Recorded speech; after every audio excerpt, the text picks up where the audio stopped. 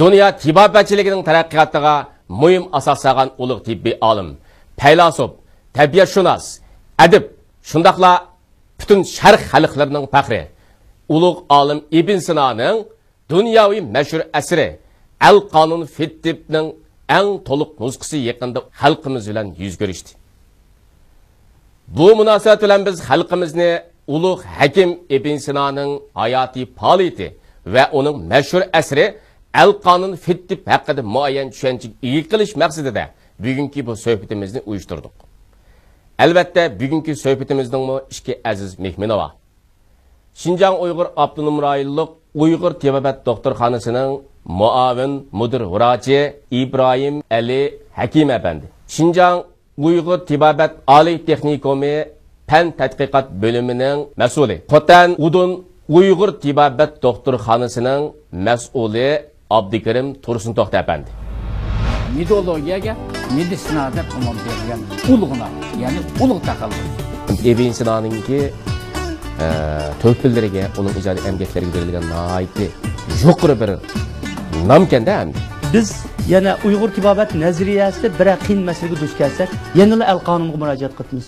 İbrahim aka, Ibn Sinodan iborat bu ulug' hakimninki nomi xalqimizga tanishlik bo'lsinmi, biroq uningki hayotiy faoliyatlari, ijodiy emgeklari va shug'ullangan nurg'un ulug'vor ishlari yanada ko'pchiligimizga qarang'u. Siz mush fursatda mush olimning hayotiy faoliyati va ijodiy emgeklari haqida to'xtalib o'tgan bo'lsangiz. Abu Ali Ibn Sino Hijriya 370-yili, ya'ni milodiya 980-yili Buxoro yenidagi Afshona degan qishloqda o'qimishliq zot Abdullah oilasida dunyoga ko'z ochgan. Abu Ali Ibn Sino 6 yoshlarga kirgandan tortibla o intayin aqlli va boshqa bolalar qaragan vaqtda intayin zerak edi. 16 yoshlarga kelgan mezgillarda bu Abu Ali Ibn Sino falsafa, matematika, metafizika, astronomiya, geometriya, falsafa qatorliq intayin jiqpallan o'rgangan. Abu Ali Ibn Sinoning o'zining deyishicha, men kunduzi mon pallan o'ginib kelibmi, oqshimi yana chiroq tuydi o'ginatdim. Yerim kechgachilik to'xtamay izchil holat o'ginatdim. Mening qonigacha bir uxlab turganimni o'zim bilmayman, chunki men o'sha ilm fan o'rganishga o'zim shunchalik beg'ishlagan deb izohlaydi. Shunga Abu Ali Ibn Sino o'rgangan shu ayni chog'dagi pallarning hammasida eng yuksak pallaga chiqqan. Shunga uni Abu Ali Ibn Sinoni Shayxur Rais, olimlarning olimi, shu palladagi eng mukammal yetilgan zo'r olim, zo'r mutafakkir deb jahon e'tirof qilgan. Ondaqda İbrahim aka biz biladigan meditsina bilan Ibn Sinoning o'ttirisida bir bog'lanish bormi qanday? Abu Ali Ibn Sino davri kagichilik Jaliyunus va Buqratning tibbiyot sohasidagi tuhflariga asosan midologiya deb atalib kelgan. Bu medit degan so'z girish so'z bo'lib, shu yuqorqi olimlarning muvaffaqiyatlari tibbiyot sohasidagi tuhfasiga asosan midologiya deb atalib kelgan bo'lsa-mu, Ibn Sino davri kelganda Sino, ya'ni haykal deganni to'liqlab meditsina deb atab kelgan. Chunki bu ta hozircha ishlatilayotgan meditsina shu Abu Ali Ibn Sinoning mushu intan yuqori o'zining bir umr amgigi va mushu umumiy fanlardagi o'zining to'psi uchun shun berilgan bir taxallus.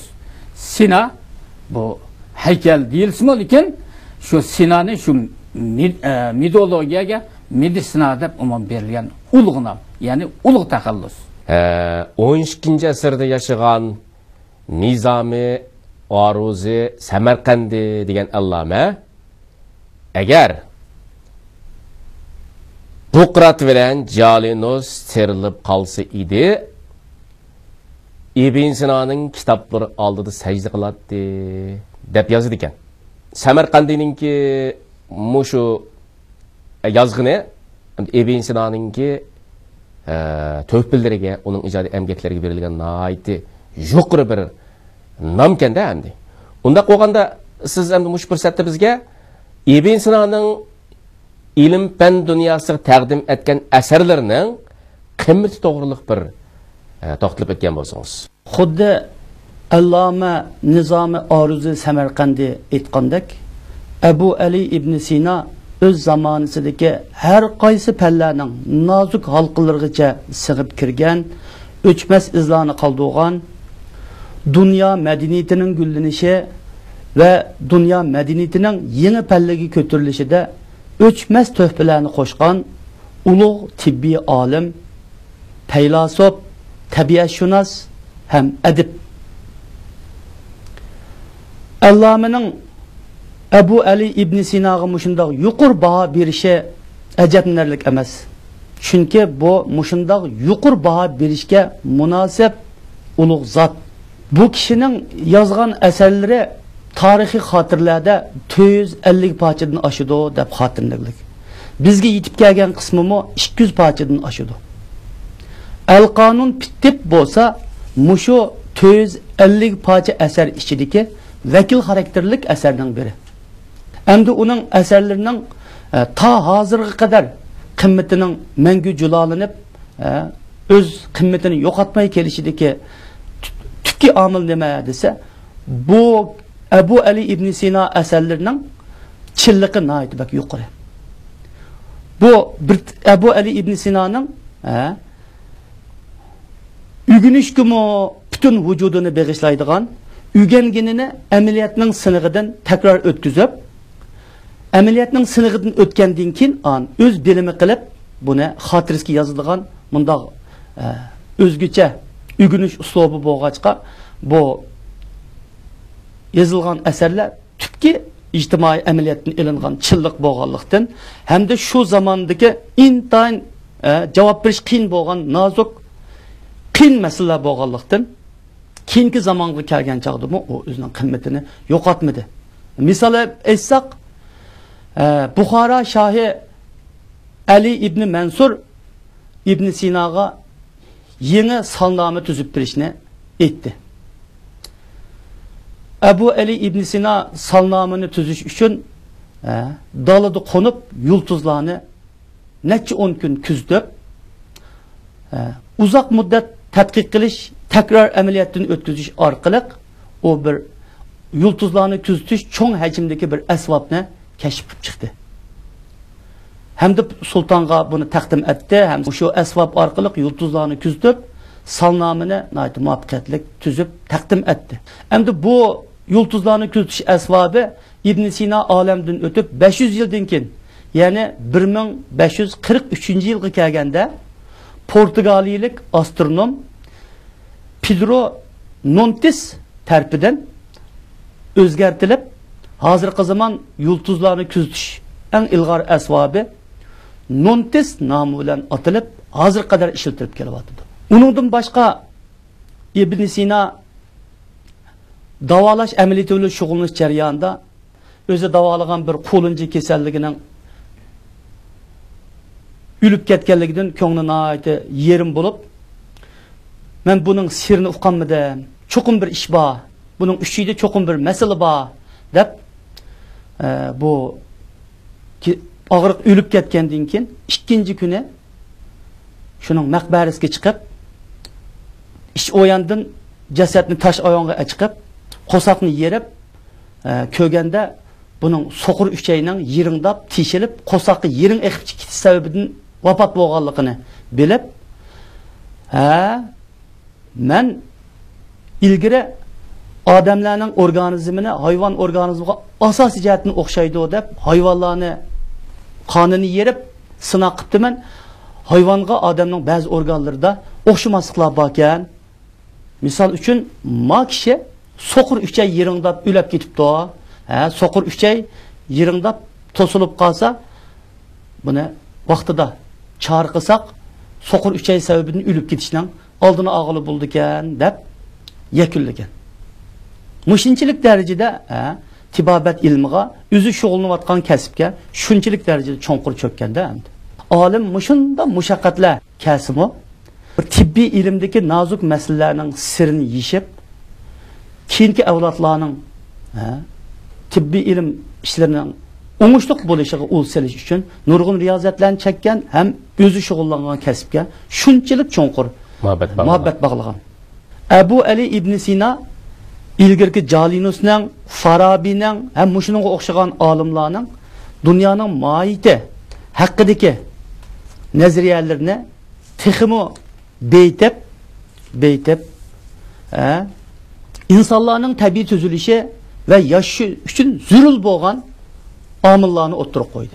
4 modda, ya'ni o't, suv, havo, tuproq, mizoj, xilat, quvvat, af'ol, ruh deganga o'xshash inchki bo'laklarga bo'lib, har birisi ustida tafsili to'xtaldi.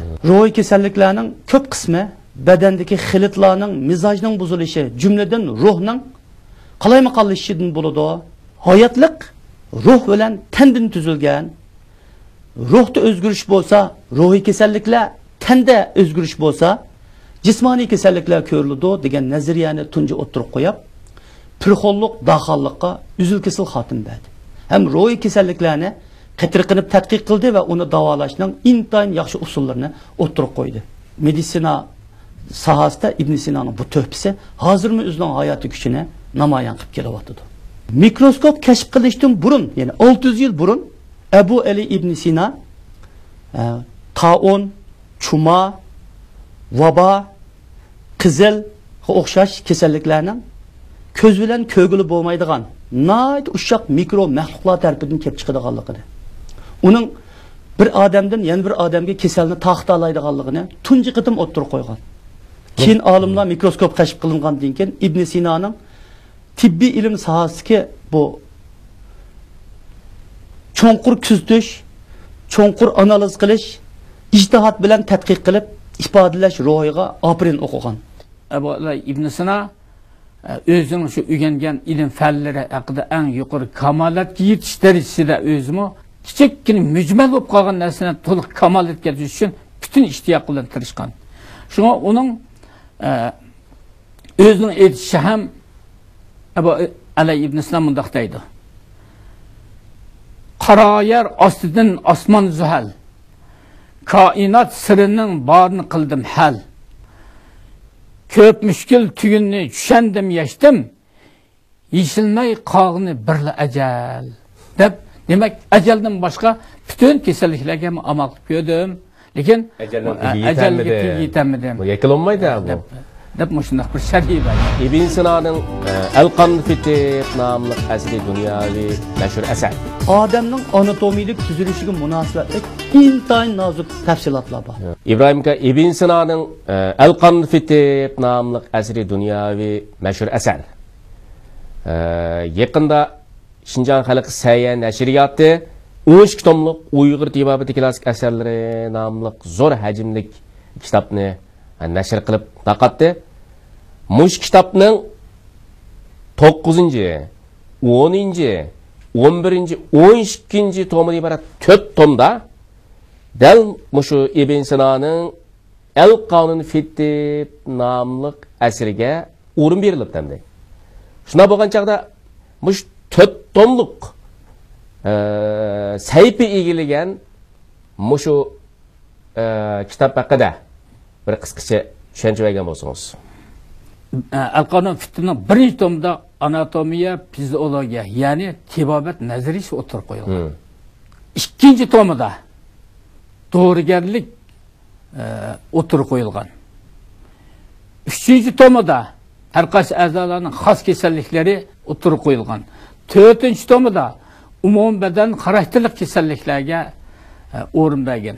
Endi Abdikrim ma'lum Al-Qanun fi Tibb o'xshashmi shunday bir yuksak mufassal bir tibbiy asarning albatta Uyg'ur tibblarga, Uyg'ur tibobatchilik ilmiga ko'rsatilgan ta'siri albatta zo'r. Endi siz mushu kitobninki yoki mushu Al-Qanun fi Tibb nomli mushu buyuk dasturning Uyg'ur tibblarga va Uyg'ur tibobatchilik ishlariga ko'rsatgan ta'sirini konkretroq bir so'zlab o'tamsiz? Abu Ali ibn Sinoning Al-Qonun Pittib nomli bu cho'ng hajmlik asari Uyg'ur teviblarini tarbiyalashda intayin muhim rol o'ynab kelgan. Ilgari tevib tarbiyalash, ota bolaga tibobatchilikni o'rgatish, ustoz shogirdga o'rgatish, madrasa ma'rifi shaklda tibobatchilikni o'rganish, falsafa o'rganish, til adabiyot o'rganish bu ilgirki madrasa ma'rifida mushu shaklda davomlashib kelgan. Endi mushu madrasa ma'rifida al-qonun dars qilingan, ya'ni shu vaqtda. Uyg'ur tibobatini o'rgangan shogirdlar Uyg'ur tibobatidan ilm tahsil qilib ma'lum bosqichga kelganda al-qonunni bularga dars qilib o'tgan. U vaqtda Uyg'ur tarjimasi yo'q, shu arabcha o'qiydigan gap endi. Ulug' Uyg'ur tibobat olimi Abdulhamid Yusuf Damollajimning Uyg'ur tibobat ishlarida olamshumul natijalarni qo'lga keltira olishimi o'zimi aytgan ustozimiz. Al-qonunning oldiga o'tib Uyg'ur tibobatchiligida keng mazmunliq, mazmuni mukammal, yetaklash roli kuchli bo'lgan yana bir asar yo'q deb bizga dars bergandimi? Nayt aniq aytgan. Demak, endi Al-Qonun Pittib qurolliq rol o'ynagan muhim asar. Endi Uyg'ur teviblarning Uyg'ur tibobatchilik ishlarida o'zining Uyg'ur tibobatining mohiyatlik alohidaligini joriy qildirib, bugungi kunda Uyg'ur tibobatini mamlakat ichiga va dunyoga yuzlantirishda sharafga erishib kelib o'tishida mushu asarning roli nihoyat cho'ng bo'ladi. Bizni eng jalb qiladigan buningdan 1400 yil ilgari yozilgan, ya'ni milodi 1021 yil yozilgan mushu asarda anatomiya qismida odamning anatomiyalik tuzilishiga munosabatlik intayin nozik tafsilotlar bor. Hozirgi mikroskopda kashf qilinmagan, hozirgi zamon ilg'or tekshirish saymonlari bo'lmagan, odamni anatomiya qilib, yerib tekshirish elib berilmagan shu qorong'ulik jamiyatda Abu Ali ibn Sino jasadlarni takror yerib anatomiya qilish, inchki kuzatish, hayvonotlar ustida inchki sinoqlarni elib berish orqali odam badanining anatomiyalik tuzilishi haqida nihoyat inchki bayonlarni va xotirlarni qoldirgan. Asarning dorigarlik tomi xom dori va pishiq doriga munosabatlik mazmunlar bayon qilingan bo'lib, buningda xom dori qismida 760 dan ortiq dorani tunish, terib o'stirish, ularning tabiati, xususiyati, chiqish o'rni, foydali tarafi, ziyonli tarafini tuzitish tadbirlari, mushu dorini iste'mol qilish davomida diqqat qiladigan ishlarga qadar nihoyat inchki bayonlar berilgan. Endi tomning diagnoz qismi. Buningda kasal sabablari nihoyat aniq yo'ritib berilgan. Ibn Sinoning eng cho'ng alohidaligining birisi nima desa, kasalning sababi tepilsa, cho'qim uning dorisi tepiladi. Butun mushu tibobat idisi bilan tadqiqot etib bo'lgan kishi bu. Izlangan ham nurg'un kasalliklarning sababini bizga yechib bergan. Menga kasalliklari, yurak qon tomir kasalliklari, nervi kasalliklari, nafas kasalliklari, hazm a'zo kasalliklari, suydik ajrib chiqarish a'zosi kasalliklari, ko'pish sistemasining kasalliklari va ustixon kasalliklarini davolashni mufassil sharhlab, har bir kasalning sababi, alomati, davosi, parhezi inchga o'ttirib qo'yilgan. Odatda Uyg'ur tabiblari kelinki davolash jarayonida bir qiyinchilikqa yo'liqsa, Al-Qonunga o'xshash mush kitoblardagi davolash mazmunlarini o'rnak qilib, kelinkilik davolashni yaxshi sog'lom berib kelyotdi. Endi eng muhimi buningda tibobat tarixi tunishtirilgan. Ya'ni tibobat qachon paydo bo'lgan? Tibobat degan nima? Sog'liq degan nima? Kasallik degan nima? Mushu mazmunlarga birlashtirib, tibobat tarixi, tibobatning shakllanishi. Ya'ni Ibn Sino insonlar o'zini chaqqan toshini kachatlashni bilgandan boshlab tibobatchilik shakllangan deb sharhlaydi.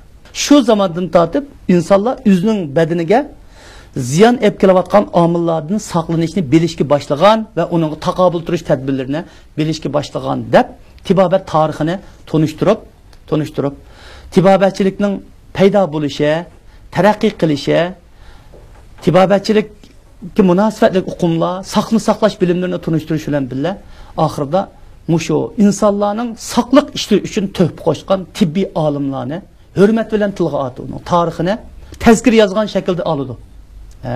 Uningda butun O'ttir Sharq va Yipak yo'li atrofida yashab kelayotgan tibbiy hukmlar mufassil tilga ilinib, ularning qisqacha tarjimali, davolash va dorigarlik jihatdagi o'zgacha ortiqchiliklari, o'zgacha davolash usullari tilga ilinadi.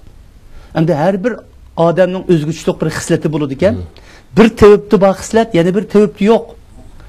Abu Ali ibn Sina o'zi garchi shunda olam shumul olim bo'lsa-mu, o'zidan ilgari o'tgan tuhfasi ancha zo'r bo'lmasa-mu, ayrim sohalarda roli cho'ng bo'lgan taviblarni hurmat bilan tilga ilib, ularning bunda ortiqchiligi borda, kasal davolash jihatda deb tilga ilib, buningda tibobat tarixini aniq yo'ritib bergan. Shunga men Ibn al-Qonunning Uyg'ur tabiblari uchun qo'shgan tuhfasi hammadan zo'r deb qarayman. Bu asarning qimmatini bir mana bu yer. Bugungi kundami intan kuchli ishlatilish qimmati va ijodkorlik qimmati bor. İbrahim aka Al-Qonun Fitti nomli bu kitobga Ibn Sina'nın burun o'tgan tibbiy olimlar, shundaqla uning bilan davrdosh o'tgan tibbiy shaxslarning tarjimonlari xeyli to'liq kirgizilibdi. Qaramoqqa bu bir oddiy ishda ko'ringani bilan amaliyotda bu Ibn Sina'dan iborat bu tibbiy olimningki fazilatini, bəd'i mas'uliyatini dalillab beradigan nihoyat qimmatli bir bayon hamdi. Bu shu Al-Qonun Fitti nomli asarning oxiriga men yuqori degandek mushaqurlar elinib ekan. Sizcha mushu mazmundan biz nimalarni his qila olamiz? Al-Qonun Fitti deyishidimi, men o'ylayman, qonun degan o'zgartirilmaydi degan gap ma'noga ega. Nimishki Al-Qonun Fitti dedi. Buningdan ilgirki masalan zo'r mashhur mutafakkur tibbiyshunaslar o'tgan. Al-Qonun Fitti işte qonun degan so'z o'zgartirilmaydi. Shu davolashda mushunda qonundan chetlanilmaydi deganni shuncha ishonch bilan deyishda bu asarning qimmatining bir yer mana shu yerda. Abu Ali ibn Sina davrdosh hukmlarning, olimlarning, har qaysi fan mutafakkirlarning mayli o'zidan tuvan tibbiyshunaslarning bo'lsin, asarlarning hammasini bir tizimlik qo'yib deyishida bu o'zining ilm fangi bo'lgan samimiy sodiqligi, borlig'ini ilm fangi otganligining bir dalili deb qarayman. Chunki bu hozirgi davrda biz bir selishtirma deylik.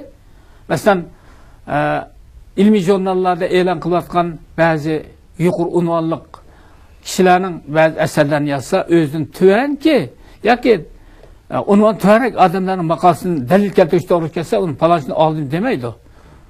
Nomus qilib demiz kerak. Lekin bu yerdagi Abu Ali ibn Sina mayli o'zidan tuvan bo'lsin, yuqori bo'lsin, hammasini astoydillik bilan olgan. Mana shuning o'zi Abu Ali ibn Sina'dagi bir ajoyib fazilat, tepilg'usiz bir johar mas'uliyat, ham tepilg'usiz o'zidagi bir xislatli fazilatni bildirdi deb qarayman. Abdukarim olim Al-Qonun Fitti nomli asar dunyoda nurg'un tillarga tarjima qilingan ekan. Bu qatim bu kitobningki Uyg'ur tilidagi to'liq nusxasi nashr qilinib taqtildi. Undaq siz mush kitobningki nashr qilinishningki tarixiy ahamiyatini nima deb qaraysiz? Endi bu asarning Uyg'urchaga nashr qilinishi biri ulug' olim Ibn Sinoga bo'lgan hurmatimizni ifodalash. Bütün hayatını, hatta ömrünün ahırda, bütün bisatını kembag'allar, ojiz, yetim, yesirlarga xayri saxovat qilib o'tib, ashunda g'urbatchilikda olamdan o'tgan kishi bu.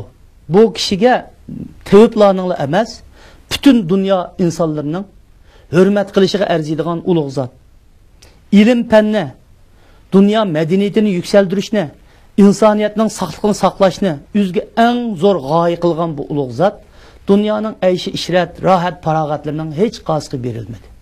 Uning butun umri ilm fan o'rganish va uning nozik nuqtalarini tadqiq qilish va insonlar duch keladigan qiyin og'ir masalalarga javob izlash bilan o'tdi. Shu zamondagi ba'zi kishilar buningdan siz bir bayashat oilada cho'ng bo'ldingiz. Nima desangiz hammasi bor. Siz bunda jafo tortib nima kepti degandan keyin men ilmning naqadar ulug', ijodchanlikning naqadar ulug'ligini tunib yetgan kundan boshlab 1 minut vaqtimning bika o'tib ketishini xohlamadim. Men ilmga shundoq cho'nqur ishtiyoq bog'ladim, butun vujudimni ilmga bag'ishladim. Men hayotimni ilm fan uchun atavatdim. Menga boshqa har qanday nasihat, har qanday vaz nasihat kor qilmaydi deb, shu ilm fan yo'ldagi harmay, talmay ep bo'lgan kurishini ta abadiy davomlashtirdi.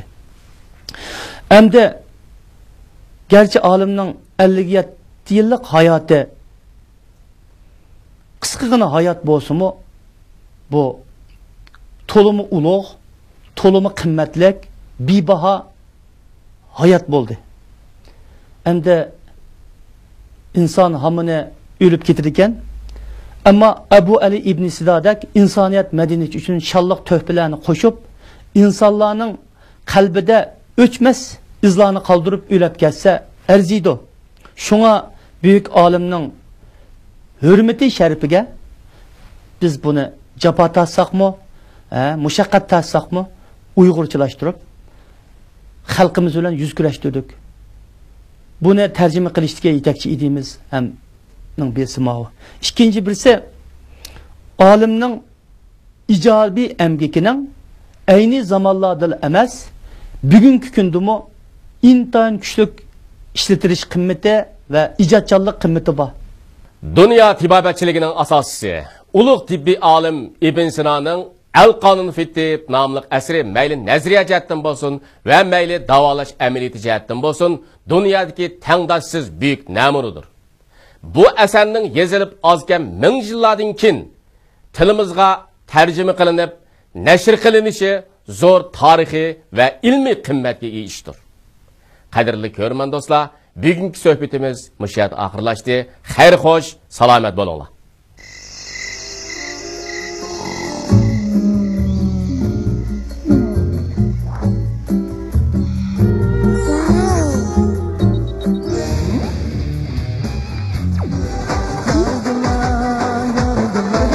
Boşmamsa.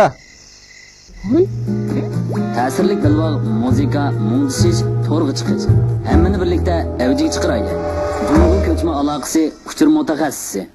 Arman bilan ishlarimiz ormay. Mo'sulning mashribida jur bo'ldi bizlarga arman. Yanoq to'qib tanning quvvati, arman bilan oshdi qimmati, arman bilan oshdi qimmati. Orman qadrdan cho'ngla quvvat talqini.